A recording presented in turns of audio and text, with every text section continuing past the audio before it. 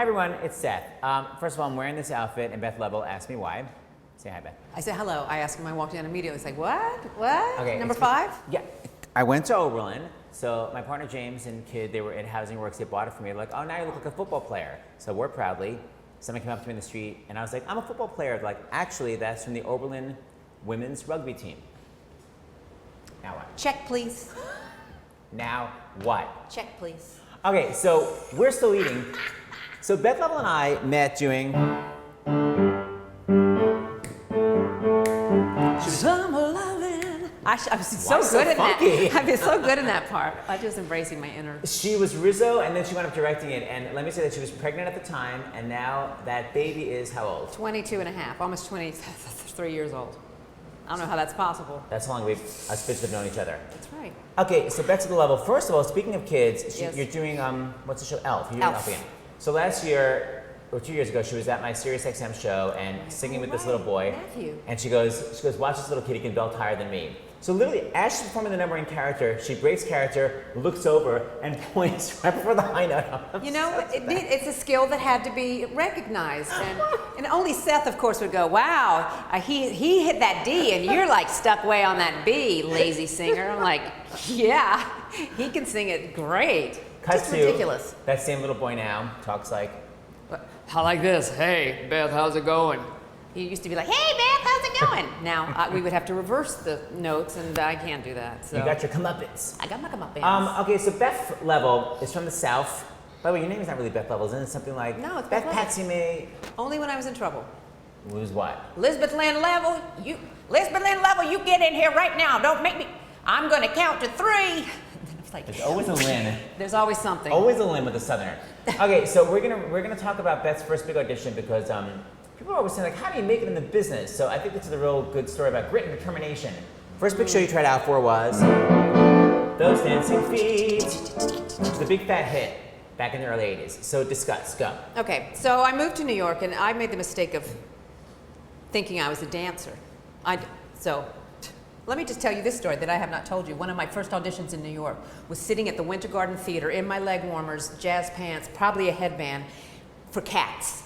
And I was sitting back there going, and I just kept watching them, and then my skill level was diminishing returns until I got up after about an hour and a half, tore my little card out and snuck out the door. You didn't even? I didn't even audition. I was so intimidated by the talent and the dancers, not singer who moves well. So the next audition I had was for 42nd Street, which was tap dancing, which I had taken 5 years of tap dancing at Betty Kovacs School of Dance in Raleigh, North Carolina. So there were some skills somewhere. At what ages? Like 12 to 17? Like 2nd grade to 6th grade when it wasn't any longer cool. I really wish stay in tap class. Just stay in tap class. It's a great skill. Anyway, so I went to the audition in my lovely fuchsia skirt and jacket for a dance call. I had the fuchsia plastic jazz pants when I was a kid, just FYI. Fuchsia's a good color. Pops. Anyway, so I'm sitting there on the stage at the Majestic Theater,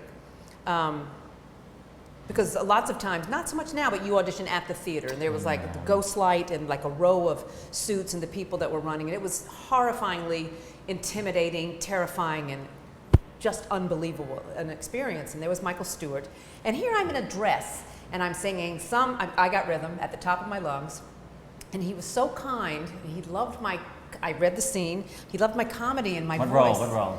Anytime Annie. Okay, continue. And then Gower Champion's assistant, Karen Baker, got up to teach me the tap combination in my fuchsia pants, my skirt. So I realized my skill level was not so great. So I had my little Walkman or cassette. Mm-hmm. I recorded her tapping the sounds, and I just didn't do it very well. And she said I had 5 days, maybe it was 6 days, a finite amount of time to learn those tap steps and to come back and perform it in front of all these people again. So I didn't videotape it? You just recorded the videotape. Oh, right. Hey, this is 1980. Okay. Hey. So just the sounds were enough. The sounds were enough to and I went home immediately and kind of wrote down what I thought was the language, falap, shuffle, hop, step, falap, whatever it was. And there was some steps that I really didn't know how to do, like a pullback. That just was in my tap wheelhouse. There was very little in my tap wheelhouse. So I rented a studio, Harlequin, remember? Yes. The floors went like that. It's also right above, it was like above a porn strip place. Which I went in twice thinking, wow, No. hey, So. What an idiot. Okay, go on. In my jazz pants. So I go up there and I work and I work and I work and I work. And my husband at the time was more of a dancer than I was. And he tried to help me teach me the steps and teach me the steps. And I worked on it for 4 days. And I went back to the audition in the theater in the same pink fuchsia skirt and jacket. Always wear the same thing, they would say. Well, they say, oh yeah, remember her, pink girl? And nailed it to the point where Karen Baker was like, I really didn't think you'd ever do that. She was like imitating me the first audition. My hands were like, I was awful. But it's just a matter of, getting your confidence and trying to figure out, learn that language of tap again. And I tell you, I've used it more than 42nd Street. I did Crazy for You, and I just did a workshop at Sugar Babies last week, and they made me pull my tap shoes out. Talk to me about where did you do 42nd Street? Where did I do 42nd Street? Did you get on to the do Broadway? Oh, I did the tour. I did the tour. I went for 8 months. The role opened up on Broadway, and I did it for another 4 years. Termination, people. Okay, so now to make Beth back up her story, I'm going to make her do those steps again. When was the last time you did this role, dear? When I didn't have children. Do the math. Okay. Can't believe you're making me do this. I don't have my tap shoes on, but I can certainly still. It's all in the face and hand gestures anyway, as we well know. This camera, make sure you get a close up. Oh Lord. Okay, I'm moving. I want to know he's going to be like, where's she going? Okay.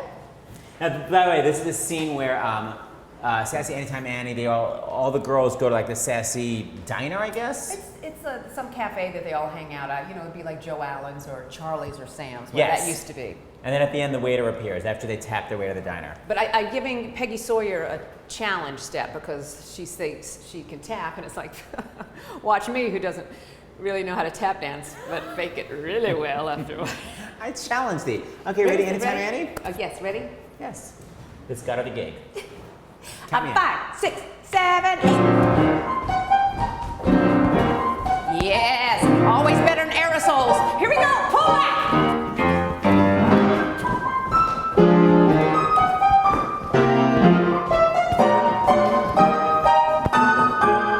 What do you have?